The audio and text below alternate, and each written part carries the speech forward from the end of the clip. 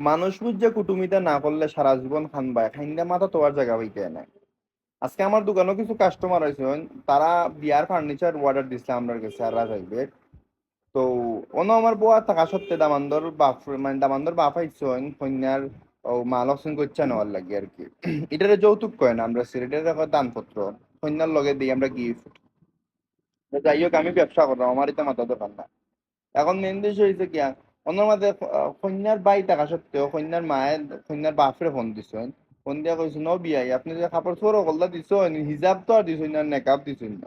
তো বিয়াই ওইটা কইরা কইরা ঠিক আছে, বিয়াইন পুত্রা আছেন আমার খান্দার, আমি দিলাই মই এখন কিনা তে আপনি যারা যাইবেন দিছেন না যাইবেন ও বালি কিটা আনলে পর কাবার একটা একটু কিতো হয়ে গেছে, বাতল হয়ে গেছে, ওটা পাল্টাইয়া দিবা। তো আমি চিন্তা করে দেখলাম যে দুইটা সেচ্চর এখানে দল হইলে কতটুকু মজা হয় বিয়াত, বুঝছেন? আর সামনে যারা থাকে এরা কতটুকু বিনোদন পায়। আমার মনে হয় যে ই যে দুই সেচ্চর এখানে দল হয়েছে, ই দুইও সেচ্চর এখানে থাকলে মানুষের আর নাটক দেখার কোনো প্রয়োজন হইতো না। তো আমি ও জিনিস দেখলাম, এরপরে আবার দেখলাম যে ও কইরা যে আপনি মাল করছেন এসব আমরা সিগনেচার দৌকা।